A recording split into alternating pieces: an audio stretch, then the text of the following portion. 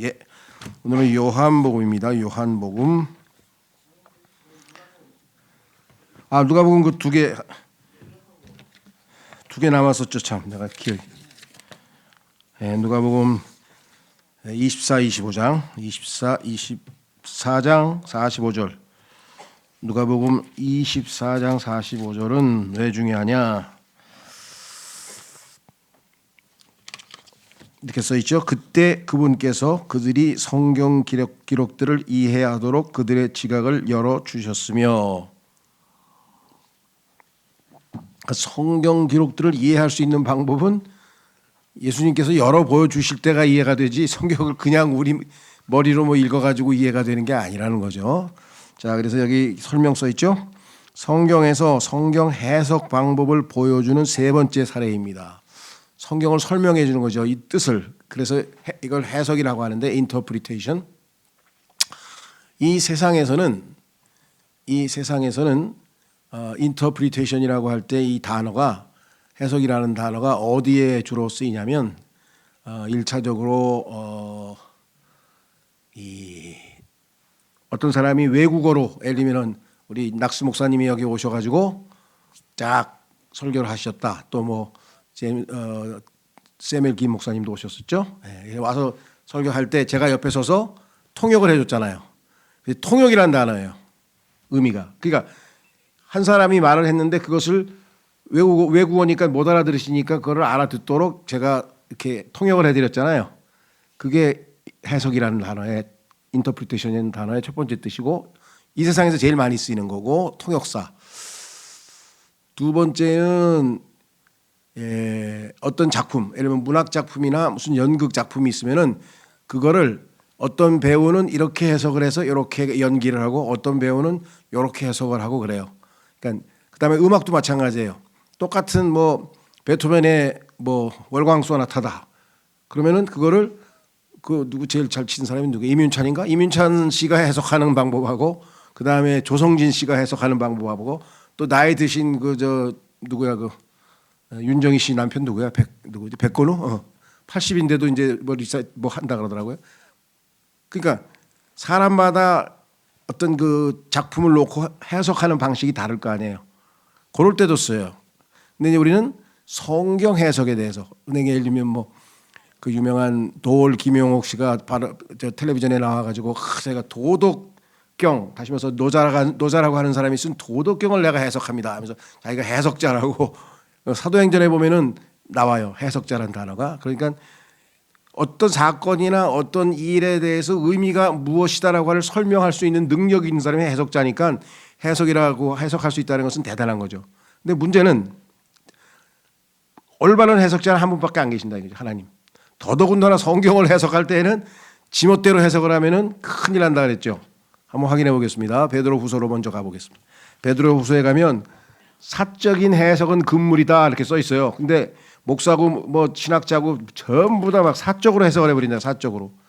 그럼 성경 해석은 어떻게 되냐? 성경이 성경을 해석하도록 놔둬야 돼요. 성경이 성경을 해석하도록. 자, 베드로후서에 보시면 자기 구미에 맞도록 해석을 해버리면 어떻게 되겠습니까? 똑같은 성경을 읽었는데 뜻이 다 달라. 그러면 어떻게 되겠어요? 자, 그래서 베드로후서에 보시면 1장, 베드로후서 1장에 보시면 이렇게 써 있어요.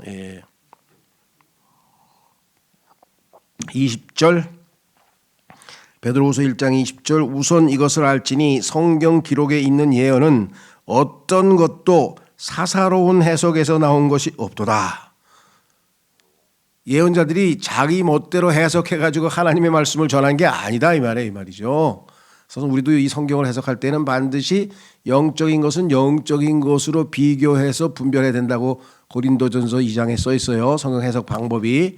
그러니까 성경을 읽고 자기가 마음대로 설명하면 큰일 나요 이거는. 그런데 그런 분들이 너무 많어. 그리고 그거를 자랑스러워해. 내가 이렇게 성경을 멋지게 해석한다는 거야. 그건 나쁘게 얘기하면 사기치는 거죠. 하나님 말씀을 지멋대로 해석했으니까 얼마나 위험해요. 그게 다 이단이 만들어진 거예요. 온갖 이단이 만들어진 이유는 뭐냐? 뭐 여기 하여간 뭐 YC서부터 시작해가지고 뭐 PC서부터 시작해가지고 이름을 대면 또 나 고소할 사람 생길 곤란하고, 그런 사람들 전부 다 사적으로 제멋대로 해석을 한 거예요. 성경은 예수님께서 풀어주셨죠. 자, 그래서 첫 번째는 요셉이 그리스도의 모형으로 등장한다. 창세기에서 꿈을 해석할 때 뭐라 그랬어요? 하나님께 해석이 있다 그랬잖아요. 요셉이 하나님께서 해석을 해드릴 겁니다 이렇게 했죠. 두 번째는 다니엘이 그리스도의 예표로 등장하는데 다니엘도 마찬가지. 느부갓네살가 엄청난 이 형상을 하나 보았잖아요. 머리에는 황금서부터 쫙 밑에 발바닥까지. 와, 그래가지고 무서워서 벌벌 떨고 있으니까 자기네 그 점성술사 아무리 데려다가 얘기해봐야 꿈이 어떤 꿈인지도 모르는데 그렇잖아요.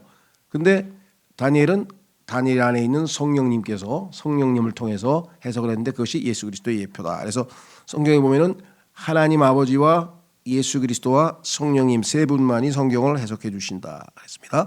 세 번째 구절은 본구절. 우리가 읽었던 지금 누가복음에서는 예수님께서 직접 열어 보여주셨다 했잖아요. 얼마나 큰 축복일까요? 성경 공부를 그냥 예수님이 바로 가르쳐 주셔버린 아주 위대한 케이스. 그다음에 24장 51절에서 52절에 가보시면 누가복음 24장 51절 52절에 가보면은요.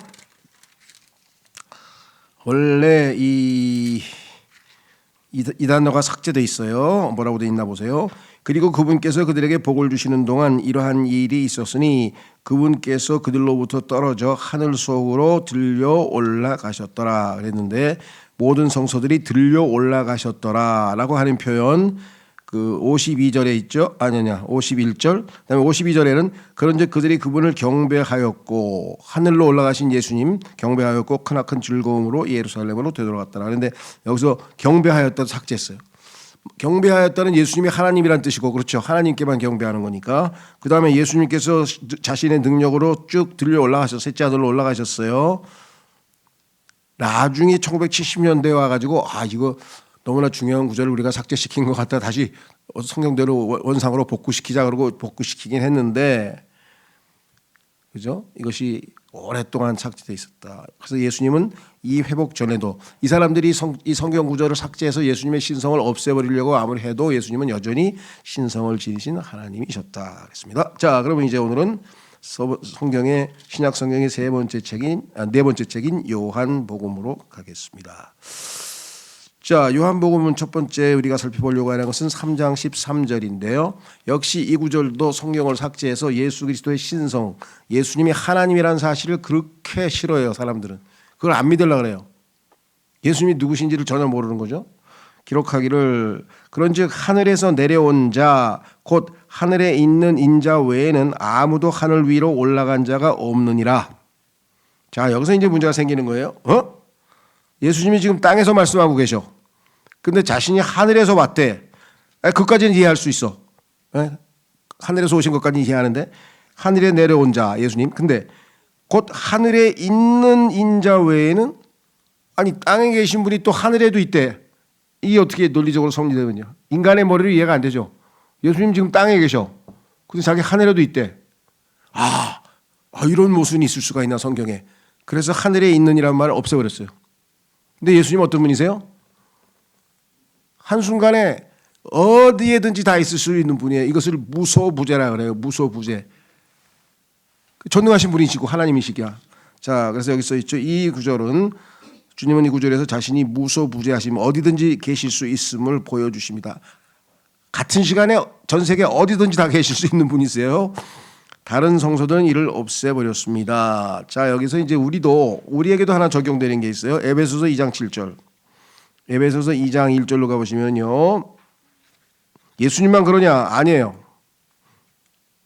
여러분과 저도 그런 얘기를 할 수가 있어요. 왜? 예수 그리스도를 믿고 구원받은 사람은 지금 이 구로동에 앉아있죠? 여러분 지금. 근데 성경에 보니까 셋째 하늘에 앉아있다고 또 써있네. 우리는 어떤 존재? 예수님처럼 예수님과 연합돼서 하나가 되면 구로동에도 앉아 있을 수 있고 셋째 하늘에 있을 수도 있고 지금 현재 자 에베소서 2장에 보시면 이렇게 써 있습니다. 2장 6절에 보시면 그리고 우리를 함께 일으키셨으며 우리를 그리스도 예수 안에서 하늘의 처소들에 함께 앉히셨느니라. 자, 지금 앉혔어. 그리고 우리 앉아 있어. 하늘의 처소들에 어떻게? 그리스도 예수 안에서. 예수님 안에 있잖아요, 우리가.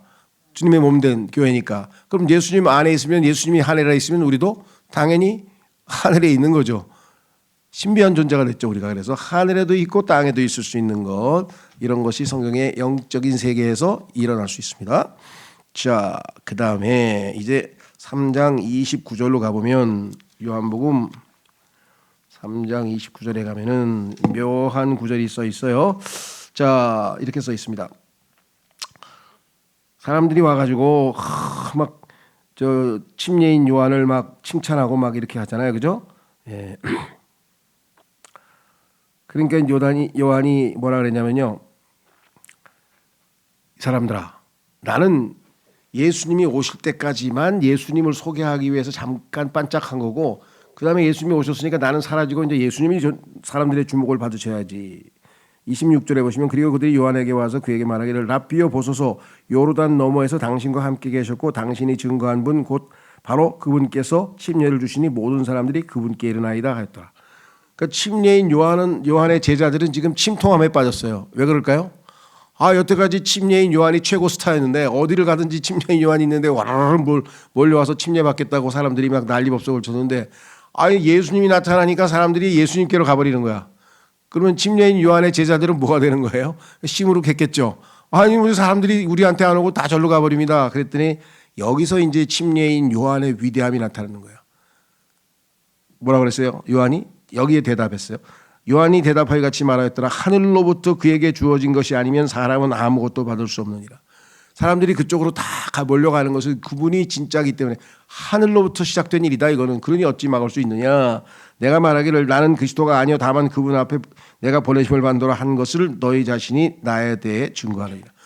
내가 언제 그리스도라 그랬냐? 그리스도 앞에 잠깐 반짝 선두주자로 왔을 뿐이고, 진짜 예수님은, 진짜 그리스도는 오신다고 했는데 그분이 오셨잖냐. 그러면 나는 사라져야지, 무대에서. 내가 소개할 분이 왔는데 소개하실 분을 놔두고 내가 또 인기몰이를 하고 돌아다닐 수가 있겠느냐. 그러니까 요한은 정말 자기 분수를 안 사람 아니겠어요? 참으로 존경스럽습니다. 29절, 신부를 얻는 자는 신랑이라. 신랑이 주인공이야, 이 사람아. 신랑 대신 예수님이 오셨어. 그러나 서서 그의 말을 듣는 신랑의 친구는 신랑의 목소리를 인하여 대단히 크게 기뻐하는다. 나는 신랑의 친구인데, 친구는 신랑이 오셨으니까 기뻐해야지. 이제 신랑이 왔으니까 내 시대는 끝났구나. 이제 난 쪼그라들고 그분이 이제 높임을 받겠구나 하고 시심이 나가지고 축 처지는 게 아니라, 오히려 그분이 드디어 내가 소개한 그분이 오셨구나 하고 기뻐했다, 이 말. 그러므로 나의 즐거움이 실현되었도다. 그분은 융성해야만 하나 나는 쇠퇴해야만 하느니라. 나는 이제 사라지고 그분이 주인공이 되셔야 된다 하고, 정말 이런 위대한 인물이 있었어요. 그래서 예수님께서 이런 위대한 인물이 없다 그랬잖아요. 어마어마한 칭찬하셨죠. 자, 그래서 3장 29절에 보면은 여기 신부가 나오죠. 신부. 그럼 예수님은 신랑이고 우리는 신부인데, 요 신부를 가지고 자기들만 예수님의 신부라고 주장하는 사람들이 있어요. 미국에 가면은 그걸 베프티스트 브라이더스라고 하는데, 침례교도, 자기네들은 침례인 요한을 따르는 침례교도인데 우리만 예수님의 신부들이고, 예수님의 신부들이 없어요. 예수님이 무슨 여러 신부들을 거니까 신부는 하나예요. 교회, 주님의 몸된 교회 하나인데, 그런 이상한 사람들이 있다는 것 조심하시라는 것. 그래서 여기 보시면, 그러나 침례인 요한은 신부에 포함되지 않습니다. 신랑의 친구에 불과합니다. 그래서 성경에 보면은 신랑이 있고요, 신부가 있고요, 그 다음에 또 여러 그 신부를 이렇게 뒷받침하는 그런 들러리도 있고요, 여러 종들도 있고 그렇습니다. 시편 45편을 보시면 이게 어린 양 혼인식, 어린 양의 혼인식이 거기 펼쳐집니다. 그래서 거기에 나타나는 사람들 명단이 쭉 나와요. 생각해 보세요. 구원을 받은 사람들의 종류가 얼마나 많겠어요? 자, 여러분 생각해 보세요. 율법이 주어지기 전에, 그렇죠? 율법이 주어지기 전에 구원받은 사람들이 있을 거 아니에요. 그렇죠? 그 다음에 율법 이후에 구원받은 사람, 유대인, 이방인. 율법 전에도 유대인, 이방인. 그러면 교회 시대에도 유대인, 이방인. 구원받은 사람들의 종류가 다양했을 거 아니에요. 그렇죠? 그러다 보니까 사람들은 혼돈하는데, 신부는 주님의 몸된 교회 신약 시대에 예수님을 영접해서 주님의 몸의 안으로 성령 침례를 받은 사람들만 주님의 신부의 지체죠. 우리가 한 명 한 명이 다 신부가 아니라 신부는 하나, 주님의 몸 된 교회.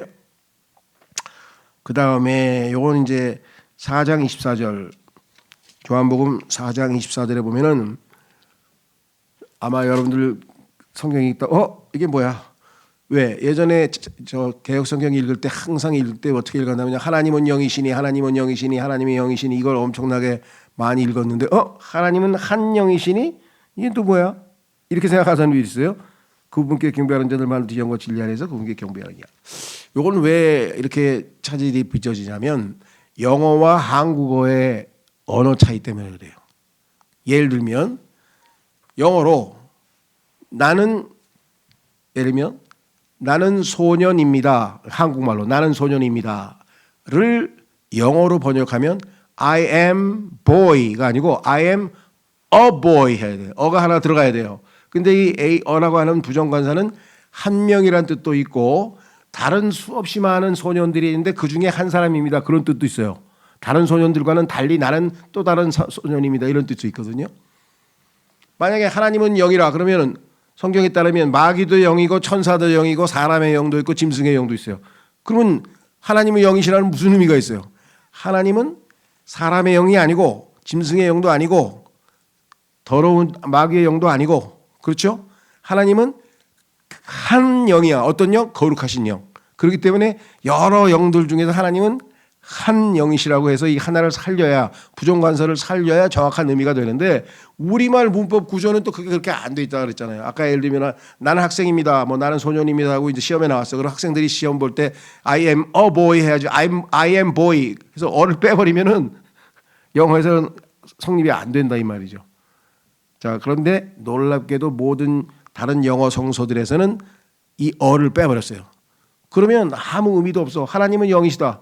그럼 마귀도 영이야. 성경에 보니까 천사도 영이고. 이해가 되세요? 왜 한 영이라고 굳이 하나를 구분해서 썼는지 그거 아주 중요한 내용입니다. 잘 기억해 주시고요.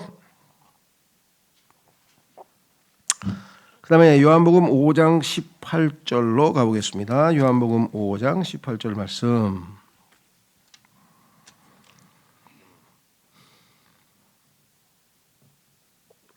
자, 예수님께서 이제 사람들을 기적으로 막 치유하고 계신 장면들이 나오니까 예수님께서 뭐라고 답변하시냐면 17절에서 그러나 예수님께서 그들에게 대답하시기를 나의 아버지께서 지금까지 일하시니 내가 일하노라 하셨느니라.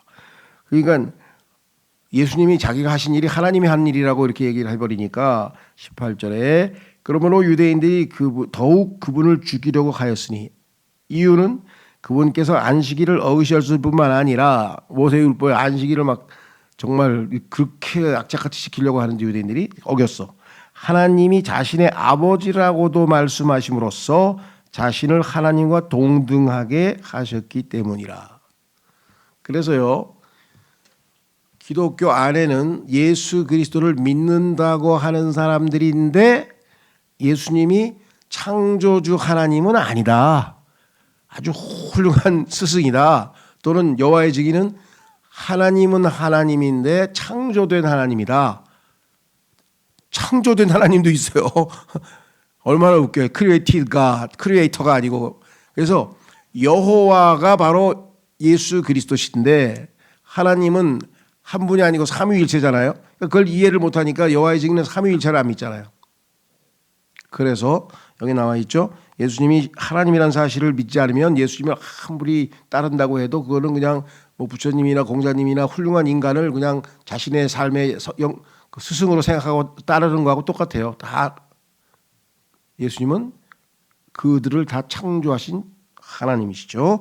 그래서 여기 예수님은 자신이 하나님이심을 선포하고 계십니다. 여기뿐만 아니라 여러 곳에서 자신이 하나님이심을 선포했어요. 왜 예수님께서 지상에 오셨을 때 그렇게 많은 기적들을 하셨느냐? 기적을 하신 목적은 하나입니다. 하나님이 보내신 하나님의 아들, 즉 자기가 창조주라는 사실을 사람들에게 입증시킬 수 있는 방법은 기적을 통해서. 왜? 자연적으로 일어나는 일이 아니잖아요. 갑자기 물이 포도즙으로 바뀌었다. 갑자기 무리를 걸어오신다. 나사로야 일어나라 그러니까 죽은 사람이 막 걸어간다. 나병에 손을 얹으니까 금방 다 낫다. 가만있어 봐. 이게 누구야? 기적들을 통해서 이분은 구약에서 보내신다는 하나님의 아들 맞구나 이렇게 돼야 되는데 사람들은 네가 왜 인간인데 하나님이라 그래 이가. 그래서 예수님의 죄목이 뭔지 아세요? 신성모독죄예요. 자기가 인간인데 자기가 하나님이라 그랬다는 거야. 그래서 죽인 거예요. 예수님의 죄목이. 근데 사실인 건 어떻게? 이거 사실인 건 어떻게? 그걸 부활로 입증하셨잖아요. 마지막 최고의 기적 부활로 완전히 자신이 하나님이신 것을 입증해 버리셨죠. 그게 로마서 1장에 나오잖아요. 부활로서 하나님의 아들로 선언되셨느니라 이렇게 써 있죠. 자, 그다음에 5장 39절. 5장 39절에 보면은 이렇게 써 있습니다. 성경 기록들을 찾아보라. 성경 기록들을 찾아보라. 이는 그것들 안에 너희에게 영생이 있다고 너희가 생각하기 때문이라. 그런즉 성경 기록들은 나에 관하여 증언하는 것이라. 그랬죠? 자, 그러면 예수님께서 사람들에게 성경 기록들을 찾아보라 그랬으면 성경 기록들이 사람들한테 있는 거예요, 없는 거예요? 사람들한테 성경이 없는데 성경 찾아보라고 하신 분 있겠어요? 당연히 사람들에게 성경이 있다고 생각할 거 아니겠어요? 그렇죠. 그런데 오늘날 사람들은 성경이 없다는 거야. 그렇게 많은 성경이 있는데 왜 없다 그래요? 오리지널 성경이 없다는 거예요. 다시 말하면 완전한 100% 하나님의 말씀은 이 세상에 존재하지 않는다가 이 세상 사람들 하나님 믿는다는 사람들의 견해예요. 왜? 그 원래 오리지널 성경은 예를 들면 뭐 사도 바울이 이제 처음에 로마서를 썼다. 그러면 로마서 쓴 게 그 양피지에다가 썼으면 딱 하나가 있을 거 아니에요. 오리지널.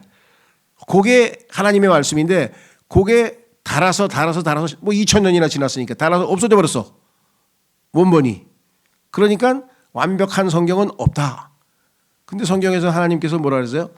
예수님은 지금 뭐 구약 성경이 나온 지가 언제인데 예수님은 성경 기록이 백성들에게 있으니까 찾아보라 그랬잖아요. 그다음에 디모데도 성경을 읽었다고 써 있잖아요. 이건 성경에 대한 개념이 잘못된 거예요. 성경은 오리지널 하나님이 쓰시기에 한 것이 성경이죠. 그런데 그 성경을 있는 그대로 베껴 썼어. 그러면 그게 성경이 아니에요, 성경이에요. 그 성경이라고 인정하시는 거예요. 그래서 예수님도 베껴 쓴 거 읽으시면서 예배를 드리셨다고 누가복음 4장에 나오잖아요.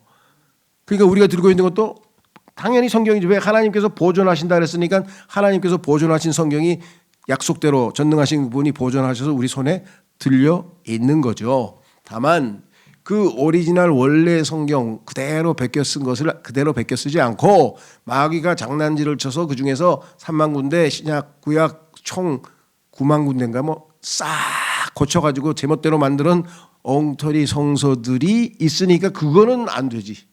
그렇죠. 예를 들면 누가 우리나라 헌법에서 10군데를 지멋대로 고쳤어. 그러면 더 이상 헌법이 아니지. 헌법에 써있다. 그런 거 없는데 그러니까 내 헌법이 그 헌법이 뭐 가짜 헌법이지. 자, 그래서 그걸 조심하셔야 됩니다. 그 다음에 이제 중요한 거는 5장 47절. 5장 47절에 보니까 그러나 만일 너희가 그의 기록물들을 믿지 아니한다면 어찌 너희가 나의 말들을 믿겠느냐. 모세가 기록한 것이 하나님의 말씀인데 그것을 믿지도 않으면 내가 한 말들을 네가 어떻게 믿으려고 하느냐 이렇게 주장을 했습니다. 그래서 그 모세의 기록에 따르면 그 어떠한 진화론도 수용하지 않습니다. 그러니까 이 세상에 하나님께서 창조 주시고 이 땅에 있는 것들이 저절로 진화되었다고 하는 그러한 주장을 펴서 그런 사람이 나는 크리스찬이지만 진화론을 믿습니다. 그러면 성립이 안 되는 거예요. 그거는 잘못 믿고 있는 거죠. 그렇죠. 그런데 오늘날 크리스찬들이 어떻게 생각하느냐. 우리 애가 학교를 갔는데 하나님께서 천지만물을 창조했다 그랬더니 이 바보 같은 놈아 그게 어떻게 저절로 창조가 되냐. 그거 다 진화된 거야. 그래서 학교에서 배워왔는데 진화론을 배워갖고 왔다는 거예요. 그러면 부모님 어떻게 되겠어요? 진화론이 잘못되고 창조론이 맞다고 이제 가르쳐줘야 되는데 학교에서 그런 아주 미신 같은 걸 믿고 앉았냐고 자꾸만 압박을 하고 그러니까 야, 창피당하기 전에 우리 어떻게 뭐 하나 만들어내자 해가지고 진화를 인정해버리는 거예요. 그 대신 어떻게 했냐? 그 진화를 시키신 분이 하나님이시다 이렇게 갖다가 됐어. 그 진화는 맞는데 진화를 시키신 분이 하나님이시다 이것을 유신론적 진화론이라고 해요. 이거는 타협하기 위해서 들러댄 거지 어떻게 창조하고 진화는 어불성설이 물과 기름이에요. 이거 양립될 수가 없어요. 그런데 하나님께서 진화를 주관하셔서 직접 시키셨다고까지 거짓말을 해가면서 유신론적 진화론이라고 하는 이론을 만들어서 기독교계에 하나님의 말씀을 확 꼬부동하게 믿고 있는 사람들의 믿음들을 다 흔들어 놓는다면 얼마나 마귀의 그 기교한 책략이 정말 얼마나 뛰어난가. 마귀지만 칭찬할 만하죠. 그런 이상한 걸 하나 만들었더니 사람들이 야 학교 가서도 창피도 안 당하고 말이야. 진화도 인정하고 창조도 인정하니까 아무렇지도 않네. 이런 이상한 소리들을 하고 다니는. 그 다음에 6장 44절 6장 44절에 보면은요 이상한 말씀이 써 있어요. 잘못하면 오해받죠. 어떤 말씀이냐 이렇게 써 있습니다. 나를 보내신 아버지께서 그를 끌어주지 아니하시면 아무도 내게 올 수 없느니라. 그런즉 내가 그를 마지막 날에 일으켜 세우리라. 자, 아버지께서 끌어주시지 않으시면 그러니까 사람들은 어떻게 생각해요? 칼빈주의자들은 나 가만히 있었거든. 가만히 나 아무것도 안 하고 가만히 있었어. 근데 하나님께서 오셔가지고 나를 끌어가지고 끌어당겨가지고 하나님께로 데려가셨어.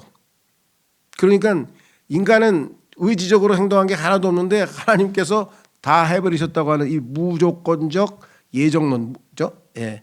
그래서 무조건적 선택 여기 나와 있어요. 뭐라고 되어 있었습니까? 설명에 절대적 예정론 및 무조건적 타락 교리를 보여준다고 주장합니다. 이 구절이 왜? 하나님께서 끌어당기셨다니까.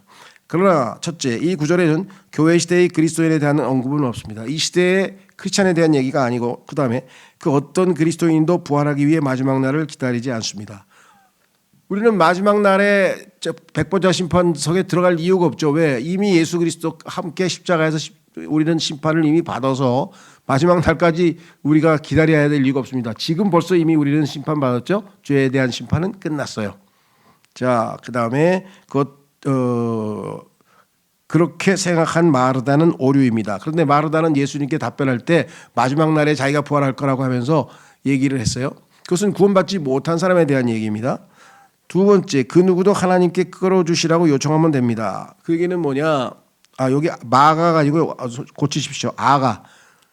마태복음 1장 4절 대신에 아가를 솔로몬의 아가입니다. 솔로몬의 아가. 한번 확인해 보겠습니다. 솔로몬의 아가에 보면요, 나를 끌어달라고 요청을 합니다. 솔로몬의 아가 1장 4절.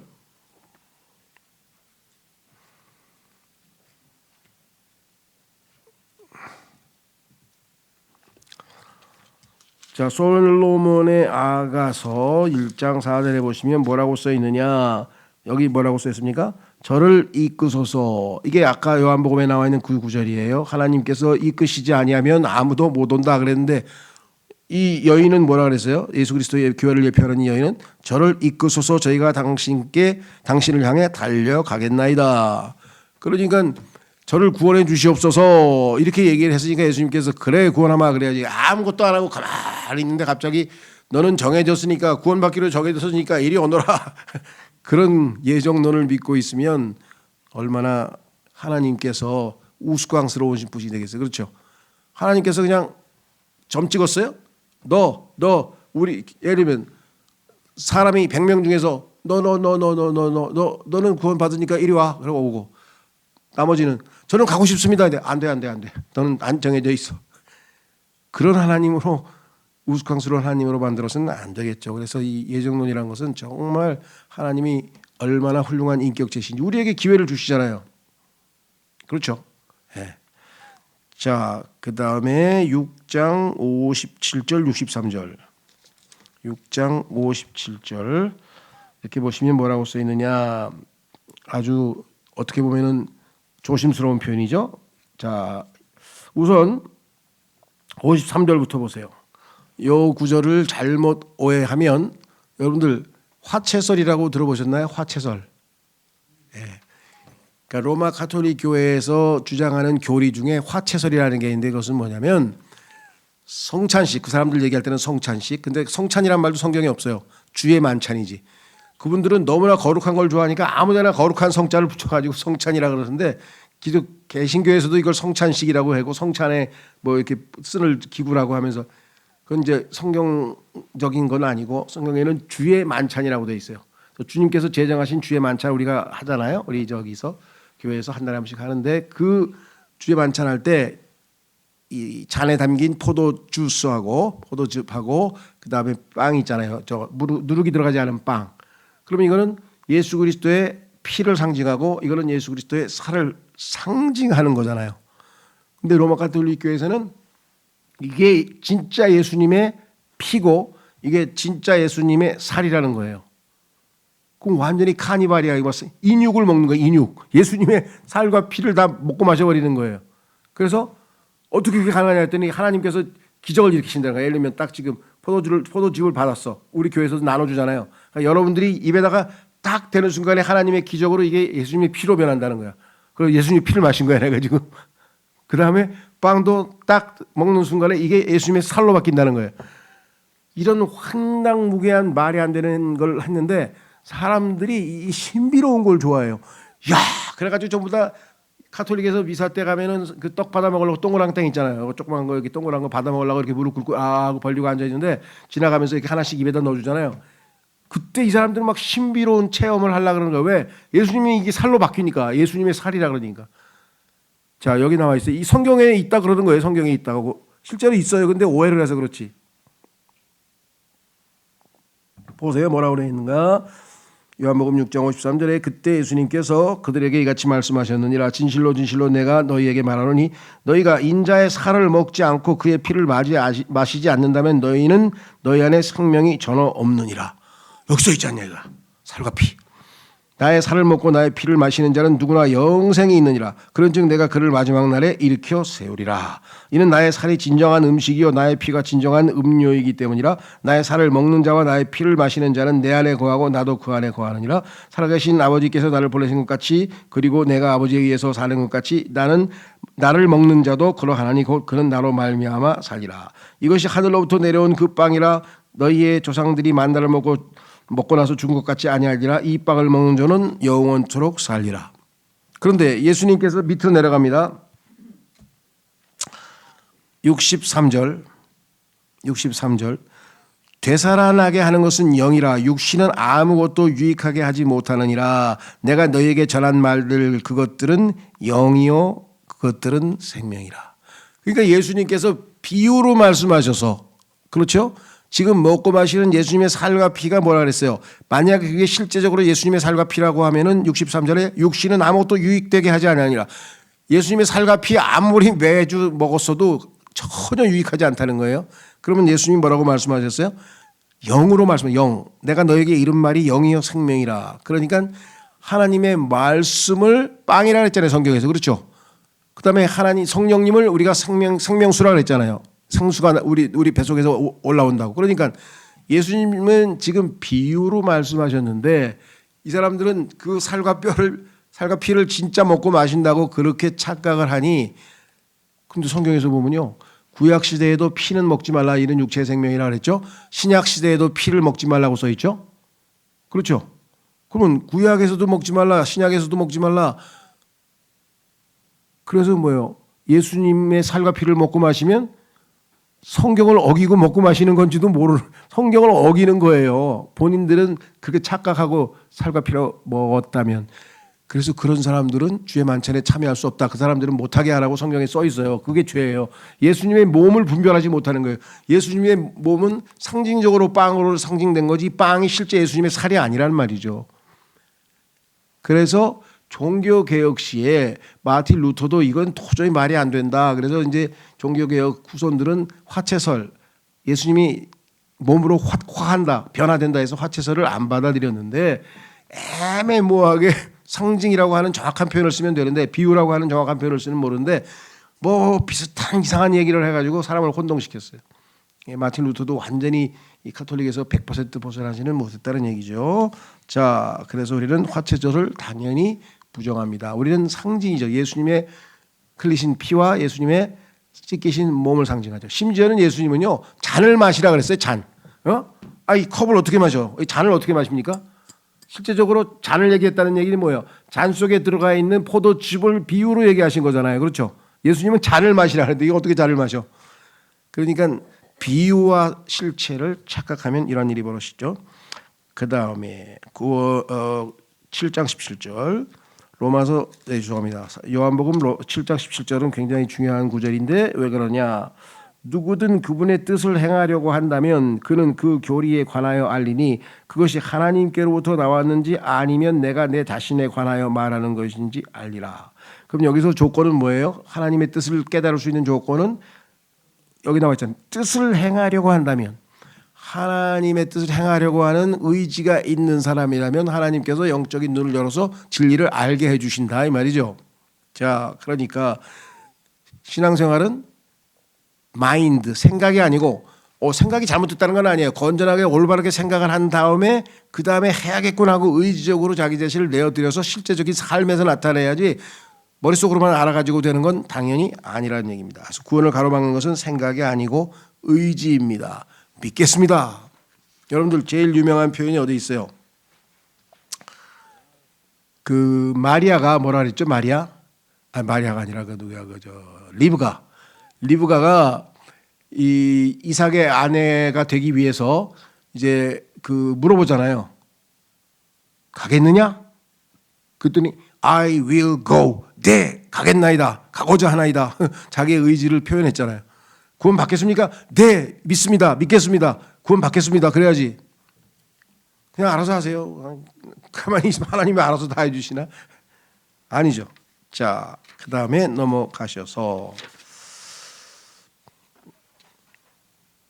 7장 47절 48절 7장 47절 48절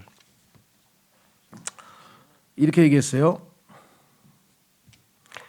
이제 예수님을 치리하기 위해서 예수님께 따지기 위해서 이제 데리고 오라고 시켰어요. 그랬더니 45절 그때 수석 제사장들과 바리새파 사람들에게 관원들이 왔더라. 아니, 데리고 오라는데 왜 그냥 왔어? 그러자 그들이 관원들에게 말하기를 어찌하여 너희는 그를 데려오지 아니하였느냐 하더라. 아니 예수 데려오라고 너희 잡아오라고 시켰는데 왜 그냥 왔어? 그 관원들이 대답하기를 이 사람같이 많은 사람이 결코 없었나이다. 그분의 말씀을 예수님의 말씀을 듣고 이 사람들도 지금 감동을 받아가지고 이렇게 말씀하신 분은 없어요. 뭐 대단한 분이에요. 이렇게 돼버린 거야. 그때 바리새파 사람들이 그에게 대답했더라. 너희도 속았느냐? 그 사람이 자기가 하나님이라 그러니까 너도 속았어? 치리달들 중이나 바리새파 사람들 중에 누가 그를 믿은 적이 있느냐? 야, 지금 우리 중에서 우리 똑똑한 사람들, 우리 권력 있는 사람들, 우리 돈 있는 사람들 아무도 예수 안 믿어. 근데 너희 왜 예수를 믿으려고 그래? 이렇게 된 거예요. 자, 그러나 율법을 모르는 이 백성은 저주받은 것이라. 율법을 모르는 백성이 저주받은 게 아니라 성경에 따르면요. 율법을 알았는데 행하지 않는 사람이 저주받지 율법을 모르는 사람 저주 안 받아요. 왜? 모르니까. 아이들은 율법을 모르기 때문에 죄를 죄로 인정하지 않는다고 성경에 써 있잖아요. 자기가 한 짓이 죄인지를 모르고 하는 아이들은 4살, 5살짜리가 지나가다가 막 남의 가게에 있는 막 과자 집어가지고 그냥 맛있다고 먹으면 그 죄가 아니에요. 죄는 죄지만 처벌을 안 해. 왜? 죄인지를 모르니까 얘는. 그래서 율법을 모르는 사람이 저주라는 얘기는 성경 지어낸 얘기죠. 이 사람들이. 자, 여기서 중요한 건 뭐냐. 너무나 많은 사람들이 이런 얘기를 하는 거예요. 예수님 하게 하시겠습니까? 했더니 그런데 내 친구들 중에 말이죠. IQ 높고 돈 많고 권력 있고 잘 먹고 잘 사는 애들은 하나도 예수를 안 믿어요. 그런데 예수 믿는 내 친구들 중에서 보니까 다 비리비리하고 막 그냥 저기서 그냥 집도 없이 그냥 전세 살고 막 이런 애들만 예수를 믿어요. 그러니까 내가 어느 편에 들어가야 되겠습니까? 기준이 그거예요. 그럼 여러분이 예수님을 믿고 안 믿고가 여러분보다 훨씬 똑똑한 사람이 믿으면 믿고 얼마나 우스워요. 야, 우리 중에 예수 믿는 사람 봤어? 근데 너 속았어? 근데 그 사람은 예수님의 목소리를 직접 들었잖아요. 이런 분은 없습니다. 그러면 하나님 말씀을 믿고 받아들여야죠. 그렇죠?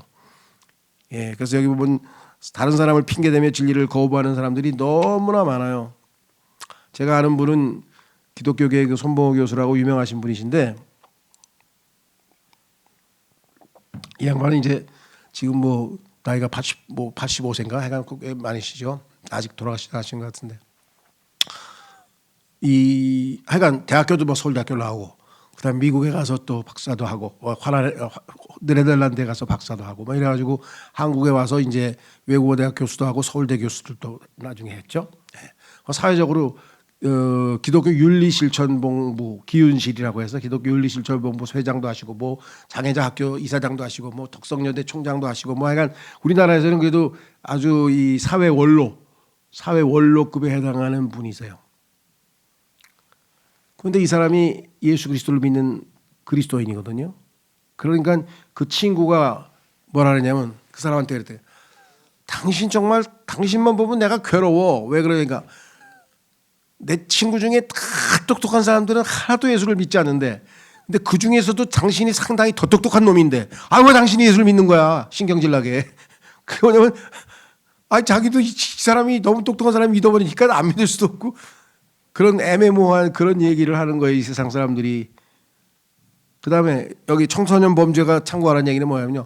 청소년 범죄는 전부 다 언니 형님 때문에 언니 형님 따라가다가 다 마약하고 뭐 나쁜 짓 하고 다 일진애고 뭐고 다 그러니까 언니 형님 따라다니다가 이제 그런 문제가 생기잖아요.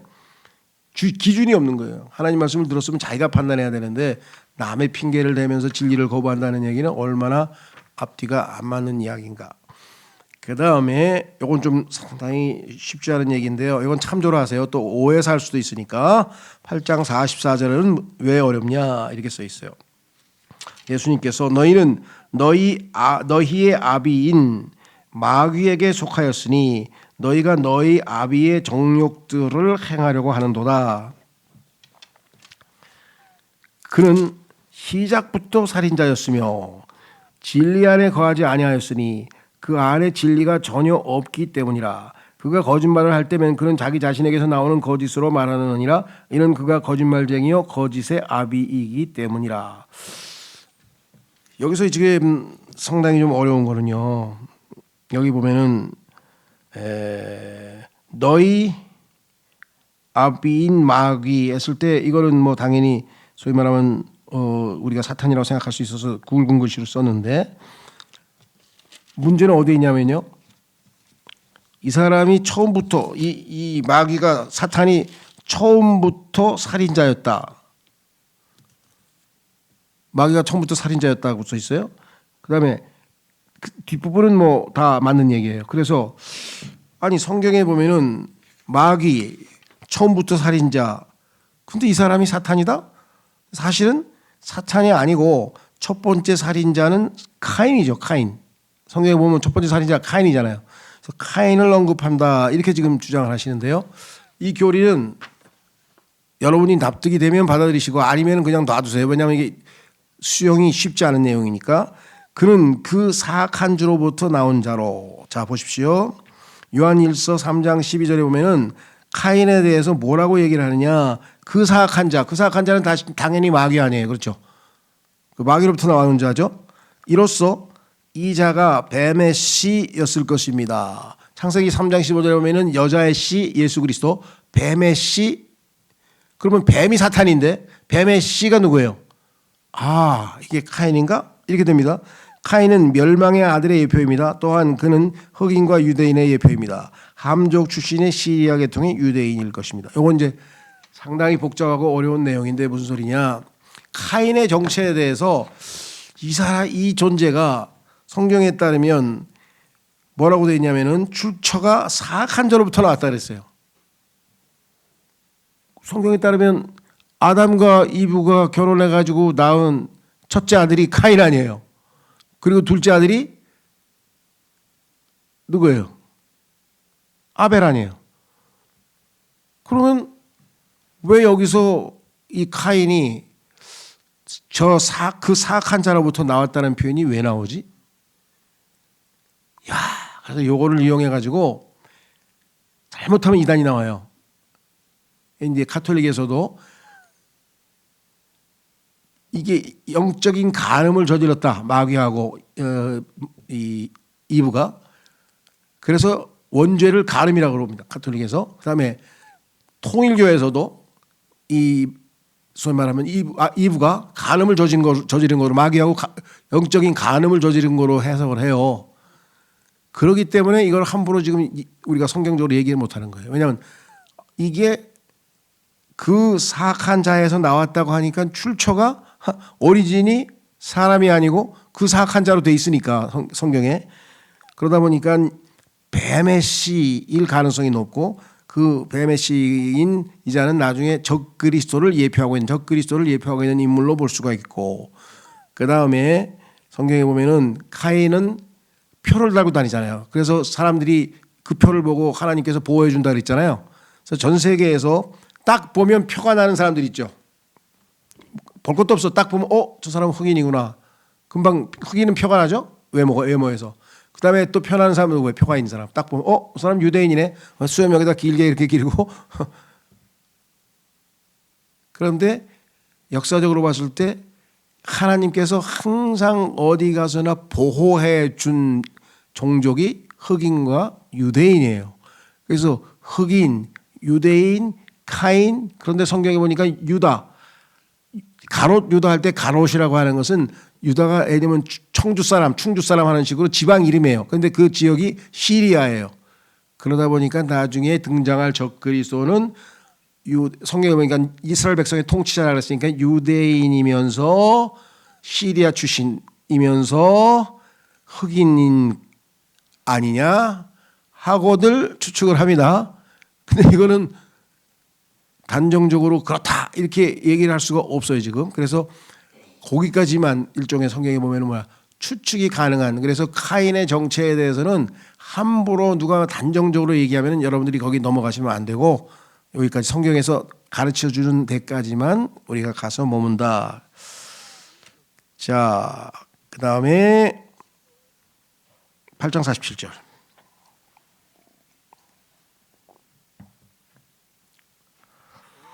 하나님께 속한 자는 하나님의 말씀들을 듣느니라. 그러므로 너희는 그것들을 듣지 아니하니 너희가 하나님께 속하지 아니한 까닭이라. 하나님은요, 하나님의 말씀을 듣기 싫어하는 자들에 대해서는 단호한 판결을 내립니다. 너희는 하나님 말씀을 듣기 싫어하는구나. 왜? 하나님께 속하지 않았으니까. 하나님께 속한 사람은 당연히 하나님 말씀을 좋아하죠. 어떤 사람은 교회 왔는데 이 교회 힘들어서 못 다니겠어요. 왜 그냥 여기가 학원이에요. 왜 좀 찬송도 하고 박수도 치고 그냥 할렐루야도 하고 좀 이렇게 재밌게 해야지. 막 성경만 뒤져가지고 그냥 힘들어 죽겠네. 여기가 학원입니까? 막 이러면서 그렇게 힘드세요? 하나님 말씀 듣는 게? 여기 계신 분들은 대부분 재밌어서 앉아 있는 것 같은데. 그런데 그래서 난 힘들어 죽겠대. 편안한 교회 좀 보내달래.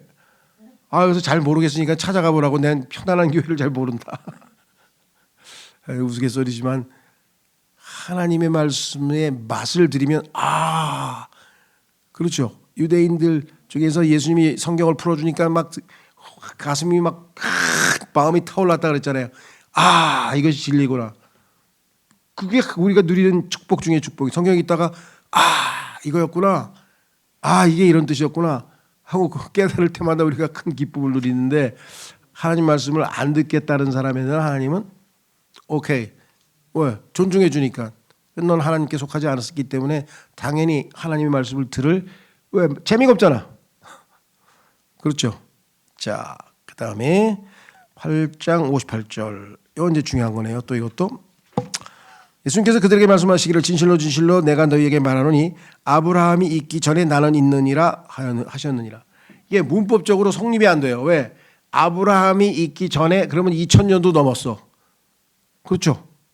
아브라함이 있기 전에 그럼 2000년도 넘었는데 아브라함이 있는데 나는 그 전에 있었느니라. 그래야 말이 되겠죠.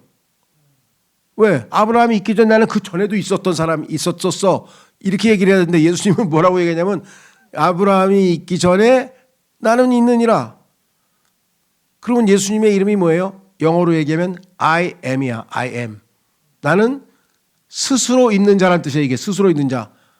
그러니까 예수님은 자기가 뭐예요? 나 여호와야. 나 하나님이야. 나 영원한 존재야.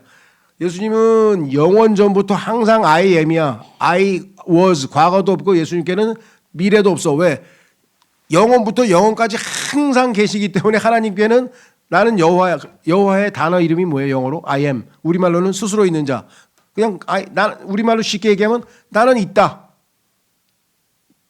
1억 년 전에도 있었고 2억 년 전에도 있었고 뭐 몇천 년만 앞으로도 있을 것이고 항상 있다는 뜻이에요. 그래서 유대인들이 이 I am이라는 단어를 듣는 순간에 저호바라는 얘기를 듣는 순간에 막 거의 기절초폭했을 거예요.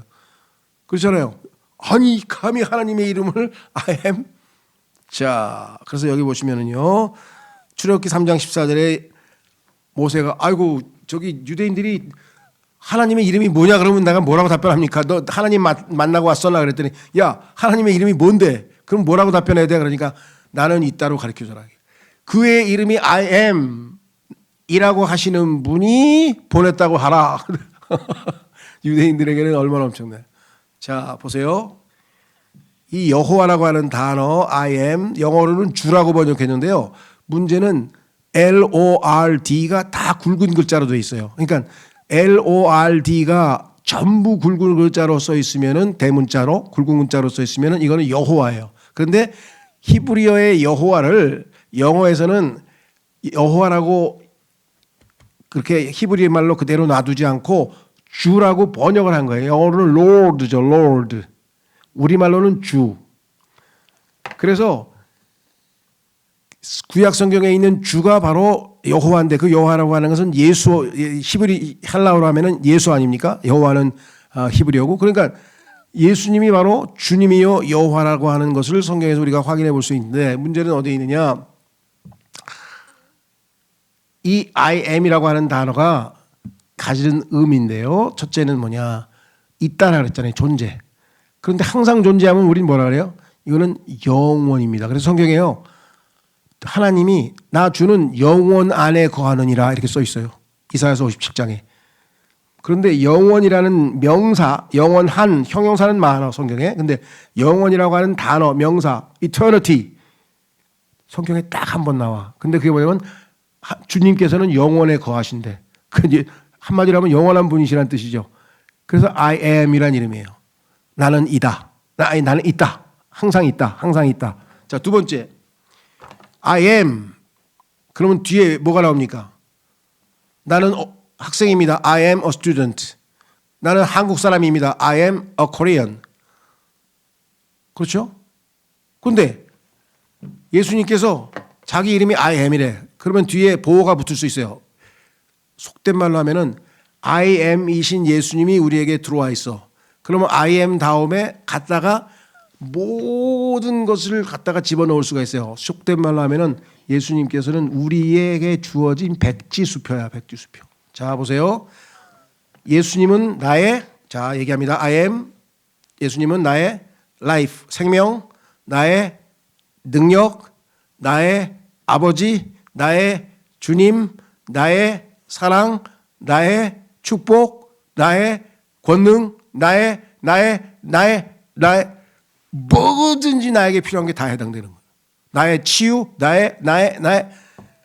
그러니까 이 어마어마한 이름이에요. 이 이름은 전능하신 분이고 영원하신 분이라는 그 두 가지 속성이 이 단어 속에 들어가 있는 거예요. I am 속에. 근데 설명하기가 쉽지 않아가지고 제가 30년 동안 있으면서 딱 I am 출애굽기 3장 14절로 설교 딱 2번 한 것 같아요. 우리 교회에서도 한 번밖에 안 했어요. 몇 번을 하려고 시도하다가 나중에 성경 공부해서 이렇게 차근차근 설명해야지 설교 갖고는 좀 쉽지 않겠다 싶었는데 어쨌거나 그 다음에 중요한 거는 9장 35절. 9장 35절로 가면 이런 표현이 있어요. 여러분 잘 아시는 것 그 소경 9장 1절에 보면은 그 출생부터 눈이 멀은 사람 나타나잖아요. 태어나면서부터 소경. 그 소경이 이제 예수님으로부터 치유받았잖아요. 고침받았잖아요. 그렇죠?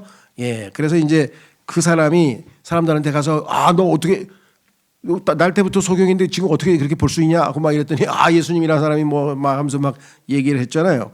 자, 그래서 이렇게 써 있습니다. 35절. 예수님께서 그들이 그를 쫓아냈다는 말을 들으신지라. 뭐라고? 야, 우리가 그 율법도 지키지 않는 그 가짜라고 막 그렇게 막 비판했던 사람이 너를 고쳤단 말이야? 이런 일이 하면서 이제 막 이들이 화가 나가지고 그러고 있는 와중에 예수님 뭐라고 답변했냐? 쫓겨난 사람에게 예수님께서 그들이 그를 쫓아내었다는 것을 들으신지라 그분께서 그를 발견하셨을 때 친히 그에게 말씀하시기를 너는 하나님의 아들을 믿느냐? 그래, 너 장님 된 거는 내가 고쳐줬어. 근데 그런 육체적인 질병 말고 더 중요한 게 있어. 네 혼이 지금 구원을 받아야 되는데 너는 하나님의 아들을 믿느냐 하셨느니라. 그가 대답하여 말씀드리기를 주여 그분이 누구시니까 제가 그분을 믿고자 하나이다 하였더라. 그러자 예수님께서 그에게 말씀하시기를 내가 그를 보았으니 너와 대화하고 있는 이가 그니라. 너하고 대화하고 있는 내가 바로 하나님의 아들이야 라고 답변을 하셨어요. 그랬더니 너무 놀래가지고 그러자 그가 말씀드리기를 주여 제가 믿나이다 하였더라. 그리하여 그가 그분께 경배하였더라. 주님인 걸 알았잖아. 이분이 주님인 걸 알았으니까 당연히 경배해야 될 거 아니에요. 그렇죠? 자, 여기에서 이제 중요한 건 뭐냐? 35절에 너는 하나님의 아들을 믿느냐? 이렇게 되어 있는데 킹제임스 성경을 제외한 모든 성서들에서 너는 사람의 아들을 믿느냐? 이렇게 고쳐놨어요. 여러분, 사람의 아들 믿으면 구원 못 받아요. 사람의 아들 믿으면 구원 못 받아요. 하나님의 아들을 믿어야지 구원을 받지. 자, 이 세상에서 그리스도는 누구신가? 예수님은 누구신가? 하고 물어봤더니 그 유태인의 스승 아닙니까? 그 유명한 선지자 아닙니까? 그분 인류의 스승이시죠. 그 4대 성인의 한 분이신데요. 그분 기독교의 창시자인데요. 그분 아무도 그분은 그리스도시요 하나님의 아들이십니다. 이 고백을 해야 진짜 아베기 고백 아니겠어요? 그렇죠? 그러니까 이 세상에 있는 사람들이 얼마나 예수님이 누구이신지를 모르는 거예요. 그 예수님이 자기를 창조하신 하나님이시고 자기 죄값을 위해서 죽으신 분이시고 부활하셔서 그를 구원시키신 하나님이시고 영원히 통치할 영광의 왕 중의 왕이시라는 사실을 모르는 거예요. 우리가 그분이 온 우주의 최고 통치자가 우리를 사랑하셔서 자신의 생명을 내어주신 분이 영원토록 우리를 사랑하실 분이 예수 그리스도라는 사실을 아는 것은 어마어마한 축복이죠. 근데 이 사람들은 하나님의 아들을 믿느냐 하고 예수님이 구원을 주시려고 그랬더니 마귀가 고쳐 그래서 사람의 아들로 고쳐놨어. 그래서 지금도 예수님을 사람의 아들로 믿는 사람들이 우리나라 크리스찬 중에서 절반이에요. 왜? 교회는 다니는데 예수님이 하나님이라고는 안 믿어. 그럼 어떻게 믿어? 정말 4대 성인 중에 한 분이죠. 오른밤을 때리면 왼밤을 내리려. 그렇게 훌륭하신 분이 어디 있어 세상에? 이러고 있어요 지금. 예수님이 하나님이신 걸 모르면서도 교회 가서 예배도 드리고 별걸 다 해. 이거를 자유주의자라 그래요. 우리나라에서 자유주의자. 우리나라에서 자유주의자가 제일 많은 교단은 감리교단입니다. 감리교는 거의 한 80% 될 거예요 아마. 제일 큰 경동교회를 포함해서 이거 다 목사서부터 다 자유주의자고 또 한신대학교라고 있어요. 김용옥이 그 한신대 나왔고요. 그다음에 거긴 다 자유주의자들이에요. 예수님? 훌륭하신 분이시지. 우리가 벌을 받아야지. 그분이 너의 죄값을 치르고 죽으셨는데 너의 하나님이 아니야? 뭐 무식한 소리를 해. 여러분, 그 세계적으로 유명한 누굽니까 그 사람이? 선교사도 했고요. 그 다음에 세계적으로 유명한 사람 중에 슈바이처라는 사람이 있어요. 슈바이처. 그 사람이 자유주의자들이에요. 예수님이 하나님이신 걸 안 믿어요. 그래서 그분이 사람들이 이거 유대교에서 전설과 같은 거 신화 같은 거 왜 그런 걸 믿고 앉았어.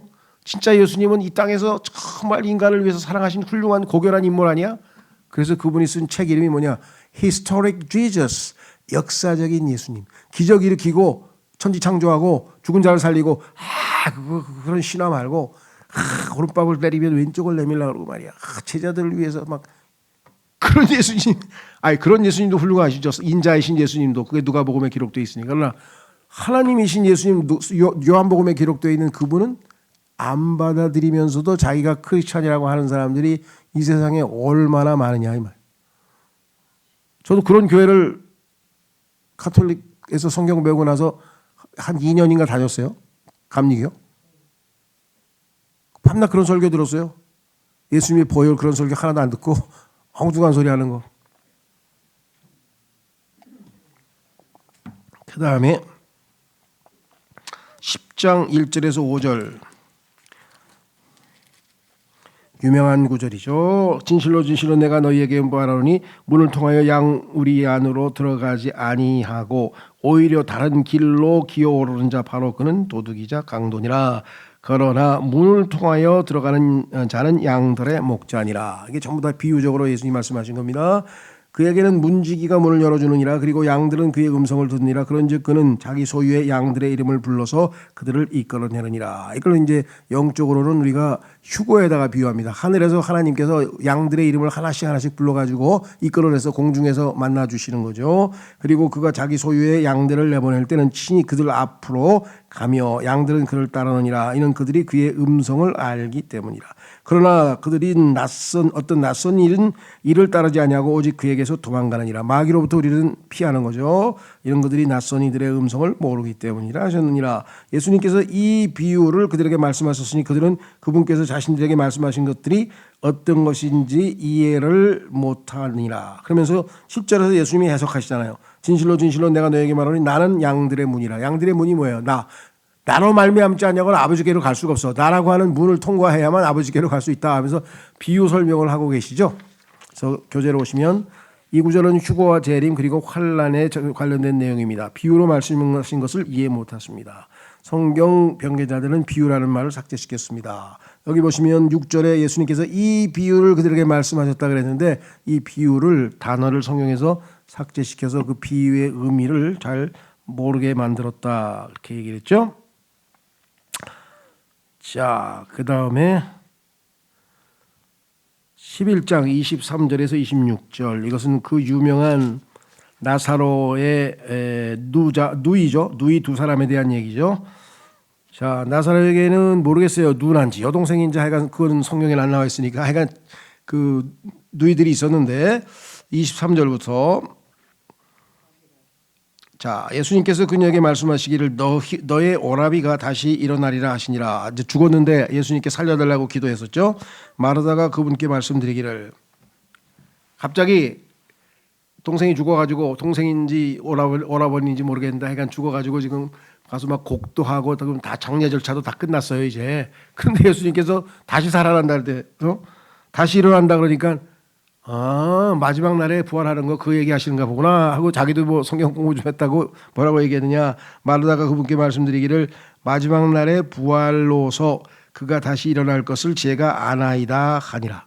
자, 우리는 그리스도인은 마지막 날에 일어나지 않는다 그랬습니다. 근데 유대인들은 마지막 날에 다 죽은 사람이 일어나가지고 하나님 앞에 서면 우리나라에서 나온 영화 있잖아요. 신과 함께하고 비슷하게 가가지고 심판받아가지고 착한 일 많이 한 사람은 하늘나라, 나쁜 일 많이 한 사람은 지옥, 뭐 이런 식의 막연한 그 부활에 대한 교리를 알고 있었어요. 근데 예수님은 그렇게 얘기 안 했어요. 25절 예수님께서 그녀에게 같이 말씀하셨느니 나는 부활이요 생명이라 나를 믿는 자는 비록 그가 죽었을지라도 그가 살리라. 이미 죽은 사람도 살아나고 그다음에 그리고 누구든지 살아서 나를 믿는 자는 예수님을 살아서 믿는 자는 결코 죽지 아니하리라. 너는 이것을 믿느냐.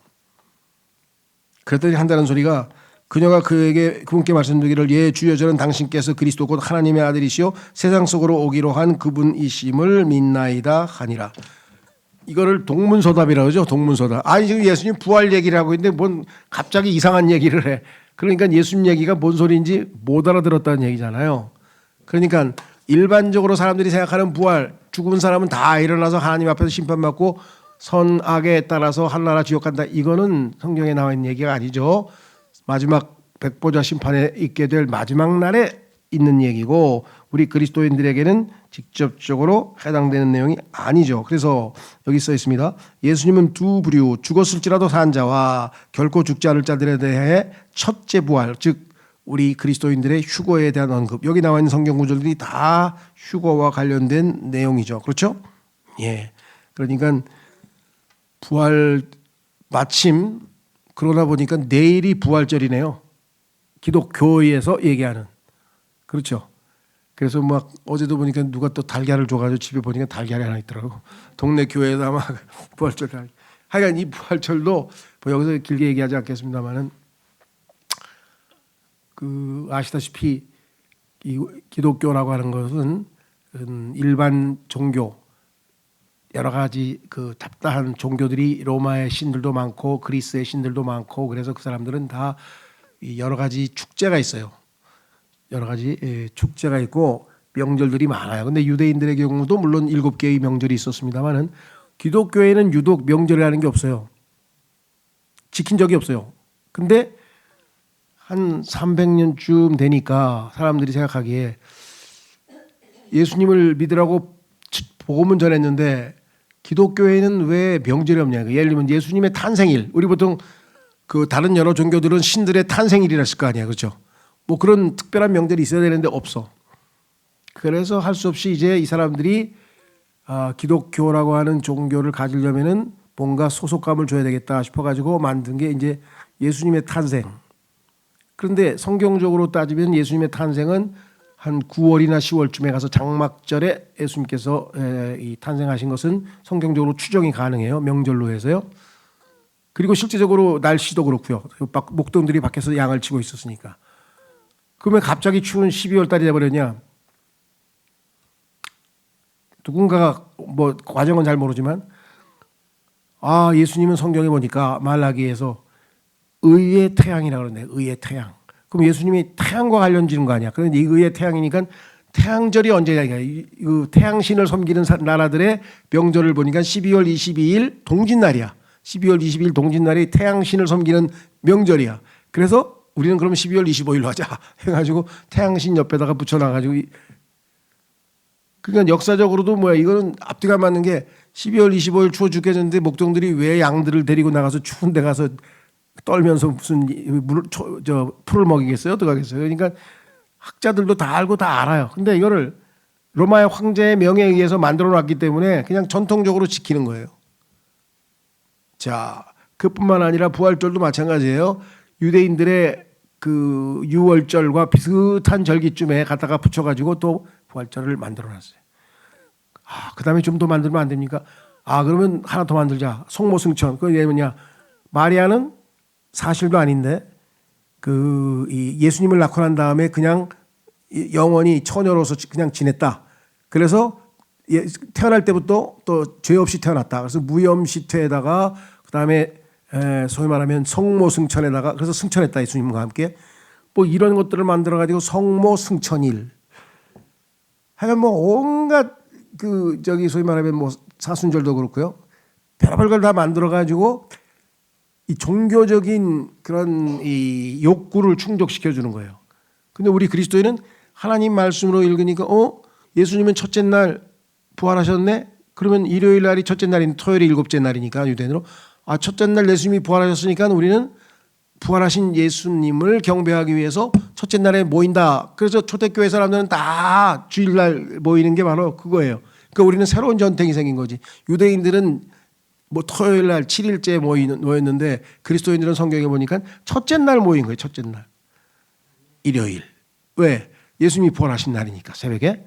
자, 그래서 우리는 이런 것들에 대해서 그냥 정확하게 사실을 알아두고 그렇다고 해서 이 부활절이라 그래가지고 예수님의 부활을 깊이 묵상합시다.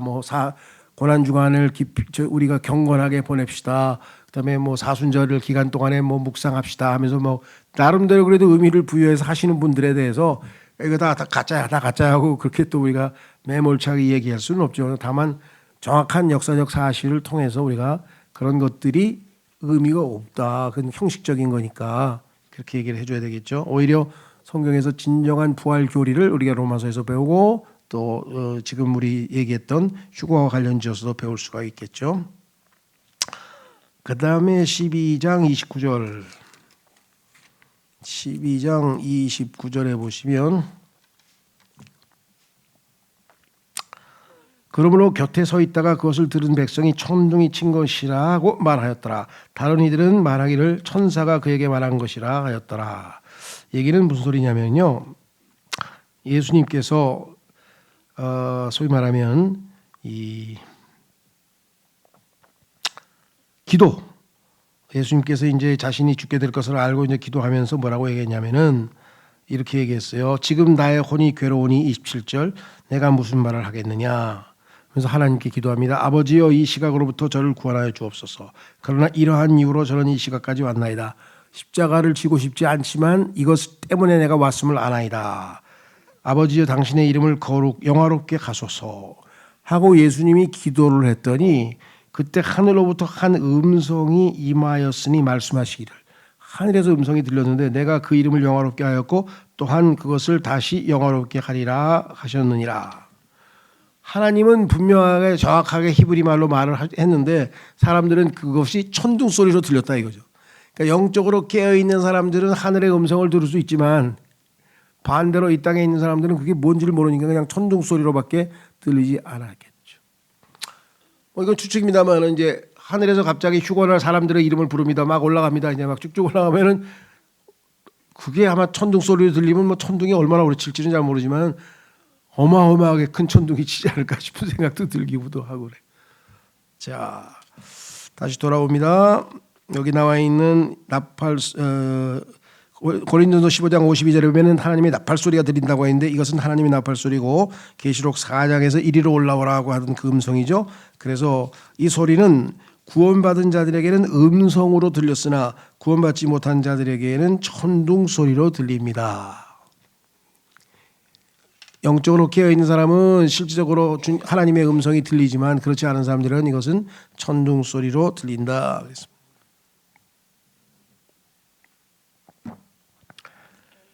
자, 그 다음에 이제 14장 2절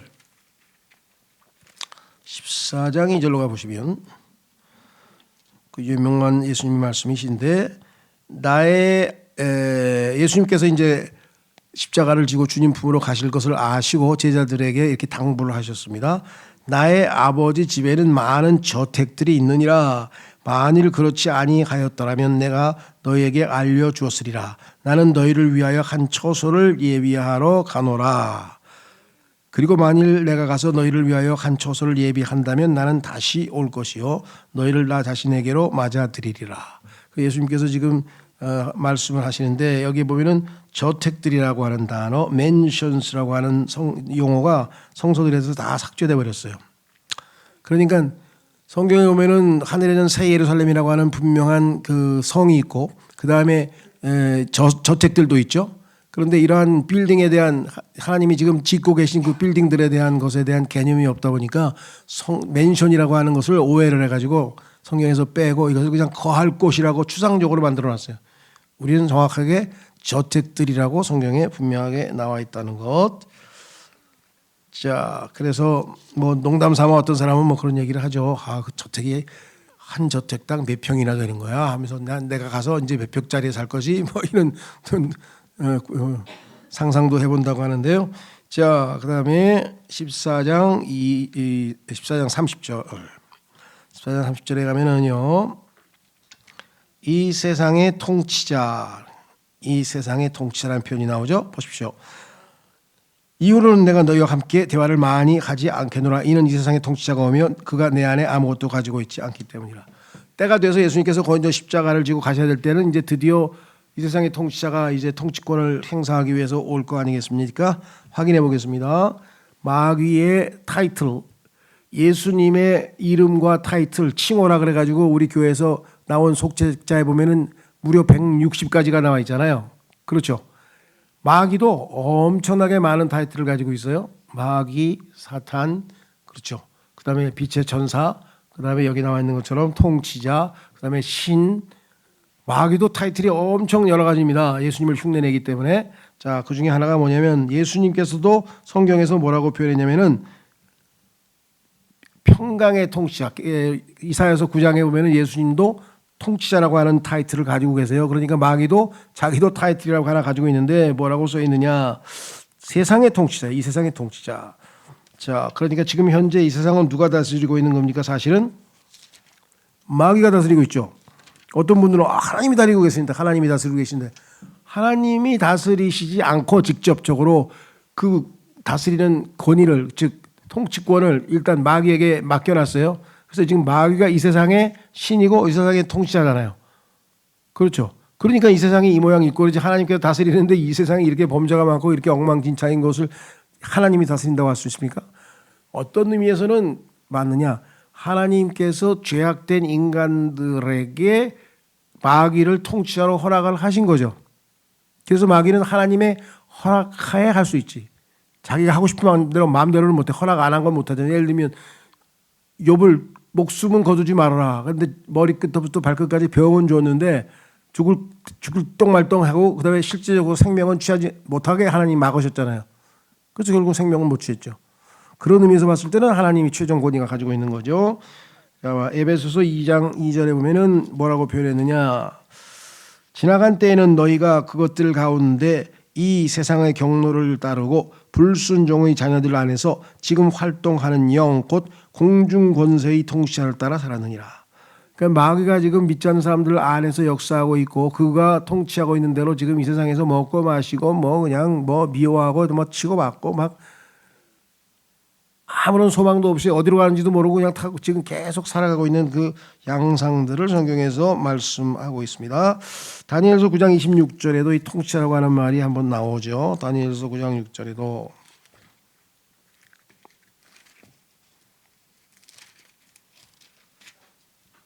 장 26절 죄송합니다. 다니엘서 9장 26절에 보시면요. 그리하여 62주간에 메시아가 끊어질 것이나 자신 때문에 끊어지는 것은 아니니라. 그리고 장차 올 통치자의 백성이 그 도성과 그 성소를 멸하리라. 이게 분명히 나와 있죠. 그 다음에 그러면 마귀만 통치자냐? 아니고 예수님도 확인해 보겠습니다. 이사야서 9장으로 가시면 이사야서 9장에 가시면 6절 이사야서 9장 6절에 이는 저희에게 한 아이가 태어나고 아이는 태어났죠. 갓난아기. 자, 근데 저희에게 한 아들이 주어지기 때문입니다. 아들은 태어나지 않았습니다. 왜 안 태어났어요? 아들은 정원전부터 하나님과 함께 계신 아들이시기 때문에 아들은 하나님께서 우리의 구속을 위해서 내어주신 거니까 주신 거죠. 아들이 태어났다고 성경에서 있지 않습니다. 근데 아들이 태어난 것으로 착각하는 분이 있어요. 예수님께서 2000년 전에 처음으로 태어난 것처럼 생각하시는 분이 아니요. 예수님이 영원전부터 계신 분이에요. 다만 이 땅에 오시기 위해서 마리아의 뱃속에다가 하나님께서 한 몸을 예비해 놔서 그 몸을 사용했을 뿐이죠.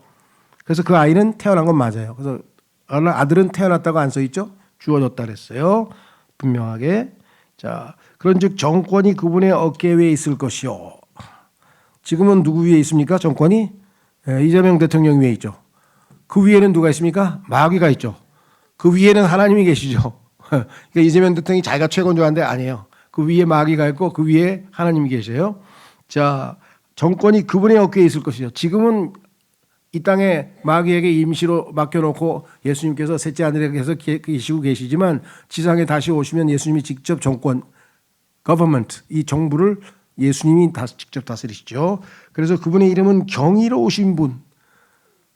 이분은 정말 신비하신 분이야. 경이로우신 분.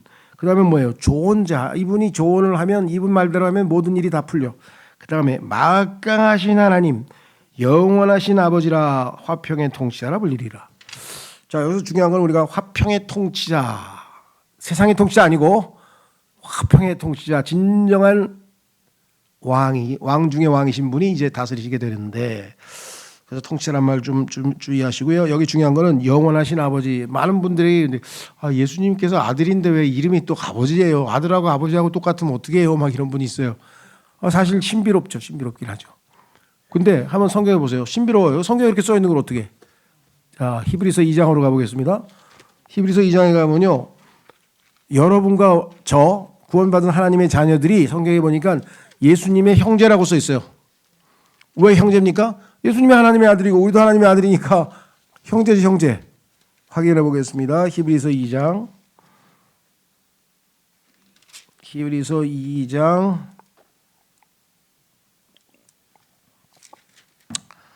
11절 히브리서 2장 11절 또 성결하게 구별하시는 분도 예수님, 성결하게 구별된 자들도 예수님, 우리 구원받은 사람들 모두 하나에서 하나님 한 분에게서 나오기 때문이라. 이런 까닭에 그분께서는 그들을 형제들이라고 부르는 것을 부끄러워하지 아니하시며, 우리를 형제라고 불렀잖아요. 그런데 말씀하시기를 제가 당신의 이름을 저의 형제들에게 분명하게 밝히겠으며 제가 교회 한가운데서 당신께 찬송을 부르겠나이다 하시며, 또다시 내가 나의 신뢰를 그분께 두겠노라 하고 예수님이 아버지한테 신뢰를 보시고 또다시 아버지께서 나에게 주신 뭐라고요? 조금 전에 금방 형제라 그랬잖아. 근데 자녀들과 나를 보라 하시니, 예수님도 우리를 뭐라 그래요? 자녀라 그랬잖아요. 그러니까 영원하신 아버지라고 하는 예수님의 타이틀이 맞죠. 자, 창세기 3장에서는 뭐가 나왔어요? 여자의 씨. 그런데 예수님께서 죽으셔서 우리는 뭐가 돼요? 그분의 씨. 그러면 뭐예요? 남자가 결혼해서 그 씨를 여자에게 줘서 자녀가 태어났어. 그러면 뭐예요? 아버지잖아. 씨를, 그죠? 씨는 못 속인다는 말 쓰잖아요. 씨가 뭐예요? 자손이죠. 그러면 우리가 씨야. 그럼 우리도 예수님의 자손이죠. 그러니까 예수님이 영원하신 아버지라고 불려도 이상할 게 없죠. 이해가 안 되는데요. 성경에서는 이해하라 그러지 않았어요. 믿는 거예요. 하나님 말씀을 그대로 믿는 거예요. 마지막으로 이게 또 엄청나게 중요한 거네요. 요한복음 16장 9절. 하나님께서 자로 재듯이 딱 시간을 맞추셔서 해주셨네. 나는 아무 생각도 없이 그냥 족이 되는 데까지만 했는데 어떤 분은 어떻게 설교 시간을 그렇게 잘 맞춰. 기도하고 하는 거예요. 어떻게 될지 모르니까. 자, 16장 9절. 자, 엄청납니다. 죄에 대하라 함은 죄가 뭐냐? 나를 믿지 아니하기 때문이야. 그러면 지금 대한민국에서 예수님 믿은 사람이 예를 들면 우리가 지금 뭐 5천만 넘죠? 그러니까 5천만이라고 하면은 5천만에서 예를 들면 잘 모르겠어요. 뭐 넉넉히 잡아서 10%치 5천만 명 중에서 500만 명만 예수님을 믿어. 그럼 4,500만 명은 예수님을 안 믿잖아요. 그건 다 죄야. 죄인이야. 여기서 죄에 대하라 하면 그들이 나를 믿지 아니하며. 자, 우리가 저지르는 거짓말, 도둑질, 강도, 뭐 온갖 죄악들이 난무합니다. 그렇죠? 그죠? 예. 네. 그런 죄들은 이미 예수 그리스도께서 십자가에서 담당해서 다 지워져서요. 다 해결됐어요. 그렇죠? 그러면 이 세상에 있는 사람들이 다 죄 문제가 해결됐는데 십자가에서 왜 구원을 못 받는 거예요? 여기 써 있잖아요. 나를 믿지 아니하며. 그렇게 해주신 분께 감사합니다. 믿습니다. 주님 너무 감사합니다. 나의 죄들을 다 씻어버리시고. 이게 안 되니까 안 하는 사람들은, 자, 그래서 자, 중요합니다. 성경에 따르면 죄가 두 종류가 있어요. 율법에도 그렇게 돼 있어요. 죄는 뭐라 그러냐? 하나님께서 하지 말라, 살인하지 말라, 가늠하지 말라, 미워하지 말라, 뭐 예를 들면 하지 말라 그랬잖아요. 하지 말라는 것을 했어 내가. 그럼 죄죠. 성경에 우리나라도 법에 하지 말라는 거 엄청 많잖아요. 형법 무슨 법 뭐 하지 뭐 쓰레기를 버리지 말라, 뭐 어디 단독 뭐 무단투기 하지 말라, 뭐 별별 게 다 있잖아. 그러면 하지 말라 그랬는데 했으면 죄가 되는 거죠. 그렇죠? 그런데 모든 인간들은 성경에서 율법에서 양심과 율법에서 하지 말라는 거 다 했어. 그럼 모두가 죄인이야. 그런데 무슨 짓을 했더라도 구원받을 수 있어. 무슨 짓을 했더라도. 뭐 한 가지만 하면 돼. 예수 그리스도를 믿기만 하면 돼. 그러니까 지옥에 가는 유일한 결정적인 죄는 딱 한 가지뿐이에요. 뭐 믿지 않았네요. 그래서 예수님께서 말씀하셨죠. 죄라면 그게 뭐야? 나를 믿지 아니하는 게 죄야. 그 안 믿는 사람들의 죄까지도 예수님이 이미 십자가에서 다 해결해 놨어. 그런데 예수님을 거부해? 안 믿어? 자, 그래서 여기 써 있습니다. 진짜 죄는 하지 말라는 것을 하는 죄. 이건 커미션이라고 그래요. 그래서 저지르다는 단어가 COMMIT, commit a sin, commit a suicide, 뭐 자살하다, 뭐 그러니까 짓을 저지를 때 쓰는 게 커밋이에요. 그러면 우리는 하지 말라 그러는데 했잖아요. 그런데 하라고 하는 것을 안 한 죄가 진짜 죄야. 하라고 한 게 뭐예요? 나를 믿어라. 내 아들의 말을 들어라. 내 아들을 사랑하라. 내 아들에게 입 맞추라. 하나님과의 관계에서 하나님의 아들을 공경하고 경배하고 사랑하고 믿고 그 하나님의 아들을 잘 안 대해주면 아버지는 가차없이 왜? 아들이 아버지의 뜻에 따라 죄인들을 위해서 목숨과 생명까지 내어주면서 순종했는데 그 아들을 영광스럽게 하는 게 하나님의 최고의 목표인데 그 아들에게 경배 안 하고 그 아들을 안 믿고 그 아들을 우습게 여긴다? 그건 가차없지. 내가 내 아들이 너를 위해서 피까지 흘리고 십자가에 달렸는데 내 아들을 우습게 여겨? 난 그런 자는 가만 못 놔두지. 이해가 되세요? 왜 하나님의 진노가 그렇게 큰지? 어떻게 내 아들을 너희가 그렇게 무시하고 뭐 예수쟁이가 어째? 나중에 예수쟁이 어쩌고 떠돌아다니는 사람 나중에 정말 큰 코 다칠 거예요. 내 아들이 너를 위해서 죽었는데 내 아들이 나에게 순종해서 너에게 모든 것을 다 해줬는데 그 내 아들을 조롱하고 뭐 예수 믿는 사람들을 뭐 조롱하고 박해하고 이게 말이 안 되는 거예요. 그래서 내 아들에게 입 맞추라. 사랑하라 그러잖아요. 저기 써 있습니다. 그 누구도 무엇을 해서 지옥에 가지 않습니다. 살인이고 뭐 온갖 별짓을 다 해도 다 용서받을 수 있어요. 오직 그가 하지 않은 그것 때문에 지옥에 갑니다. 믿지 않기 때문에. 얼마나 그죠? 죄에 대하라면 나를 믿지 않기 때문이라. 이 죄는요 오직 성령님께서만 깨닫게 해주세요. 다른 사람 죄가 뭐예요? 어렸을 때 나 거짓말했는데, 나 어렸을 때 엄마 핸드백에서 돈 훔쳤는데, 어렸을 때 나 뭐 나쁜 짓 했는데, 시험 볼 때 컨닝했는데, 뭐 사기 쳤는데, 뭐 별의별 죄가 다 떠올라도요. 예수님 안 믿는 게 죄라고 하는 것은 성령님이 깨우쳐 주기 전에는 죽었다 깨도 몰라요. 나를 위해서 하나님께서 다 해결해 주신 하나님의 아들을 내가 존중해주고 사랑하고 믿고 따르고 해야 아버지가 흐뭇한 거예요. 그럼 그렇지 내 아들이 나를 위해서 자신의 생명까지 셋째 하늘에서 회의가 열렸을 거 아니에요. 아버지하고 성령님께서 가겠느냐? I will go. 제가 가겠습니다. 하나님께서 얼마나 흡족했어요. 그래서 땅에서 예수님께서 심례 받을 때 하늘에서 보라 이는 내가 사랑하는 아들이요. 그렇죠? 내가 그를 매우 기뻐하노라. 그래서 하늘에서 천둥소리, 다른 사람 천둥소리고 예수님 들으셨겠어요. 아버지께 순종하신 그 아들. 그래서 성경에서는 예수님이 아버지여 내가 아버지를 영화롭게 했듯이 아버지도 나를 영광스럽게 해 주십시오. 예수님이 영광스럽게 하는 건 뭐예요? 그분의 십자가에 하신 일을 존귀히 여기고 그분을 믿고 구원받고 그분을 따르는 목자이신 그분을 따르는 양이 되는 거겠잖아요. 그죠? 예. 그래서 요한복음 16장 9절은 실로 복음의 핵심을 다루는 겁니다. 우리가 뭐 한 것 때문에 지옥 가지 않아요. 무슨 죄든지 지옥 안 갈 수 있어요. 뭐야? 예수님을 믿기만 하면. 그래서 이걸 오미션이라고 그래요. 오미션은 뭐냐면 OMIT, 오밋은 빠진 거예요. 빠지면 안 돼요. 안 하면 안 되는 거예요. 안 한 것 때문에 지옥에 가지 한 것 때문에 지옥을 가지 않는다는 복음의 핵심 구절이 여기 요한복음 16장 9절에 나와 있습니다. 기도하겠습니다.